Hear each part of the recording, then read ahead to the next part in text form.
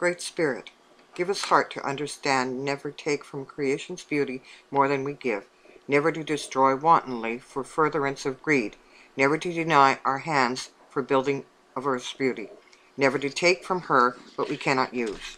Give us heart to understand that to destroy earth's music is to create confusion, that to wreck her appearance is to blind us to beauty, that as we care for her, she will care for us. We have forgotten who we are. We have sought only our own security. We have exploited simply for our own ends. We have destroyed our knowledge. We have abused our power. Great Spirit, whose dry lands thirst, help us to find a way to refresh our lands. Whose waters are choked with debris and pollution, help us to find a way to cleanse your waters.